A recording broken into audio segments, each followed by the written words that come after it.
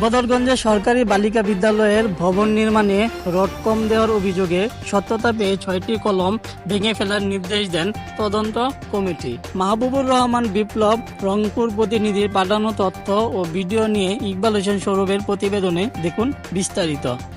রংপুরের বদরগঞ্জ সরকারি বালিকা বিদ্যালয়ে 4তলা ভবন নির্মাণে কম রড ব্যবহার করার অভিযোগে তদন্ত করে সত্যতা পাওয়ায় ভবনের 6টি কলম ভেঙে ফেলার নির্দেশ দেন শিক্ষা প্রকৌশলী দপ্তর।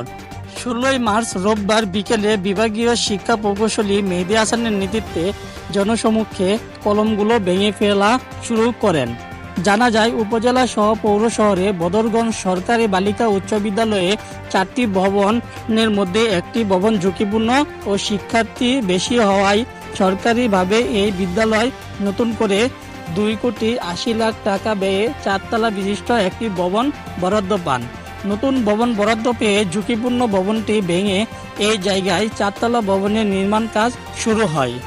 এদিকে ভবনের প্রায় 3 তলার কাজ শেষ করে 4 তলার নির্মাণ কাজ চলমান রয়েছে।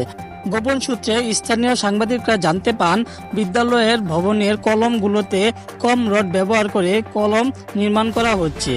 এলাকাবাসী জানান, এই 4তলা ভবনটিতে কম রড দিয়ে নির্মাণ করায় এই ভবনটি ঝুঁকিপূর্ণ।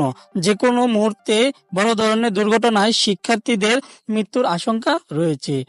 এ নিয়ে সামাজিক সোশ্যাল মিডিয়ায় স্থানীয় সাংবাদিকরা ফেসবুক লাইভ করে বিষয়টি শিক্ষা দপ্তরের নজরে পড়ে এবং ওই দিনই বিভাগীয় শিক্ষা প্রকৌশলী মেহেদী হাসানের নেতৃত্বে 5 সদস্য বিশিষ্ট একটি টিম তদন্তে আসেন। এলাকাবাসী অবিলম্বে সংশ্লিষ্ট ঠিকাদারকে গ্রেফতারের দাবি জানিয়ে বলেন, শিক্ষা প্রকৌশলী দপ্তরের সংশ্লিষ্ট দায়িত্বহীন কর্মকর্তারা হাতে নাতে দুর্নীতি ধরার পরেও আইনগত ব্যবস্থা না নিয়ে লোক দেখানো পদক্ষেপ গ্রহণ করে দুর্নীতিবাজ ঠিকাদারদের বাঁচানোর অপচেষ্টা করছেন।